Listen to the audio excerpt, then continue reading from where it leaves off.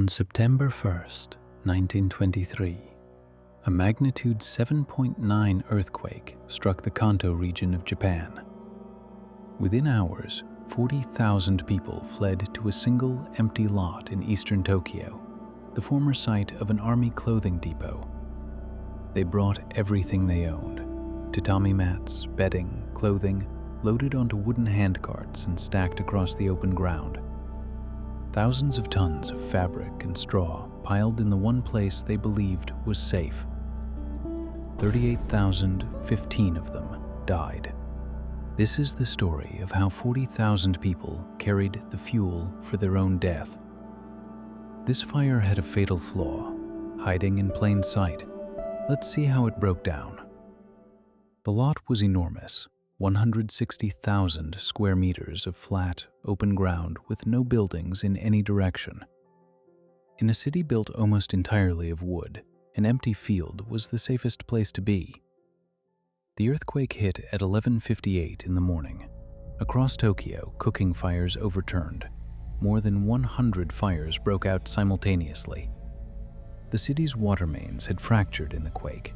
Fire engines arrived at hydrants and found nothing. Without water, the fires spread unchecked, not as isolated blazes, but as a single, expanding wall of flame.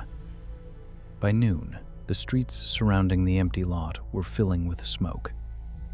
The residents of Honjo Ward had a tradition for earthquakes and fires. Grab your belongings and run to open ground.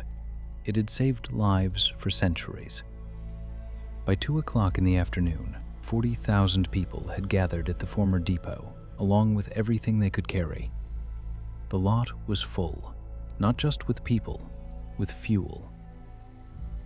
Every family brought what they could: tatami mats, rolled futons, bundles of clothing, tied to wooden handcarts called daihachiguruma, and dragged through the burning streets. In 1923, most Japanese families had no bank accounts, no insurance policies.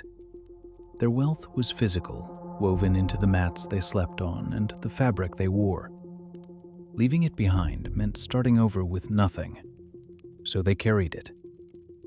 By early afternoon, the former depot had become something its designers never intended. The lot was designed to hold 100,000 standing people on open ground, but 40,000 people with handcarts, mats, and bedding occupied far more space than 40,000 people alone. The carts couldn't move. The people couldn't move. The effective density reached 1 to 2 people per square meter, with zero room to walk. But it was what they brought that mattered most. Tatami is compressed rice straw. Futons are layered cotton. Straw and cotton are among the most flammable household materials in existence. Thousands of tons of it spread across 160,000 square meters of open ground. No one lit a match. No one needed to. The fire was already coming. On the morning of September 1st, a typhoon was passing north of Tokyo.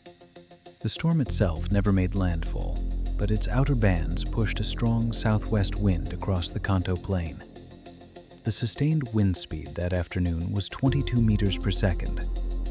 Modern fire science has established a threshold for fire whirl formation, a minimum background wind speed of 10 meters per second. This was more than double. The wind alone wasn't enough. What turned it into a vortex was the shape of the fire itself. The earthquake had collapsed wooden buildings across 3 sides of the lot: north, east, and south. The rubble caught fire. The fires merged into a single, continuous wall of flame, what fire scientists call a mass fire. This wall of heat generated a massive column of rising air directly above the burning district. The southwest wind, unobstructed across the flat, open lot, collided with that rising column, and the air began to spin. At approximately 3:30 in the afternoon, a fire whirl formed over the depot grounds. Its rotational speed reached an estimated 50 to 80 meters per second, equivalent to an F3 tornado. It did not pass through in seconds. It stayed for 1 hour. The fourth side of the lot was the Sumida River. Cool air from the river fed into the base of the vortex, a constant supply of oxygen drawn in and accelerated upward through the spinning column of fire. The whirl moved across the entire lot.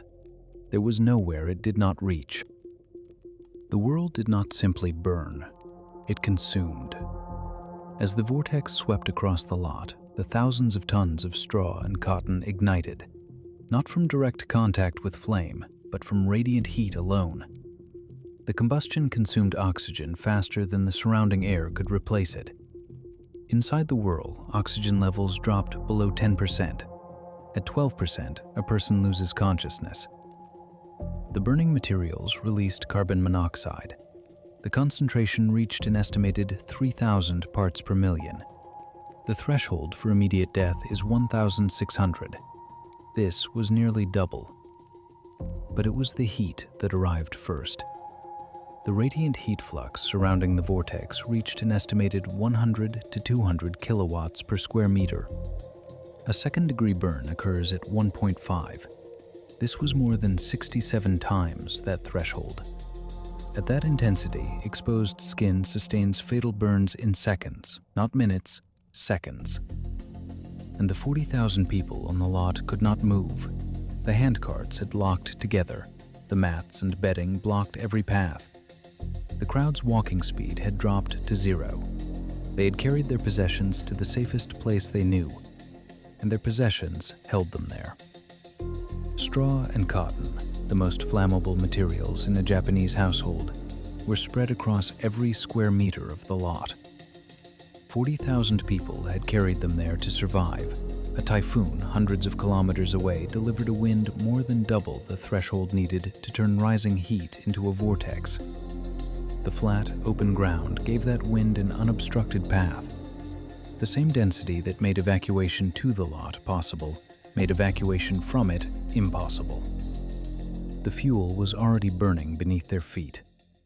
The physics gave them no chance. 38,015 people died on that lot, most of them within the first 15 minutes. The fire whirl burned itself out by early evening. What remained was ash. The investigation that followed produced one of the earliest scientific studies of fire whirl behavior, the Imperial Earthquake Investigation Committee's Report Number 100. It documented 110 fire whirls across Tokyo that day. The one at the depot was the largest. Before September 1923, Japan's building code, the City Building Law of 1919, contained no provision for earthquake force. Buildings were designed for weight pressing down, not for force pushing sideways. By 1924, the code was rewritten. A horizontal seismic coefficient of 0.1 was introduced, meaning every structure had to withstand a lateral force equal to 1/10 of its own weight. It was the first legally mandated seismic design standard in the world. The city itself was redesigned. Sumida Park, Hamacho Park, broad, open spaces surrounded by wide fire-break roads were built on the ruins of the wooden neighborhoods that had burned. These parks were not built for recreation. They were built so that the next earthquake would not produce another depot. The depot site is now Yokozunacho Park, home to the Tokyo Memorial Hall, where the names of the 38,015 are preserved. The wooden neighborhoods that surrounded it are gone, most of them. As of 2023, the Tokyo Metropolitan Government identifies 8,600 hectares of densely built wooden districts, areas where fire spread rates in a major earthquake would still exceed the capacity of modern fire departments. They call them mokumitsu, wooden density zones. The seismic code has been strengthened twice since 1924, once in 1950 and again in 1981. But buildings constructed before those updates still stand. And the question that the depot answered in 1923 remains open. When the next earthquake strikes and the fires begin, and people flee to open ground, what will they carry with them? The law still has no answer.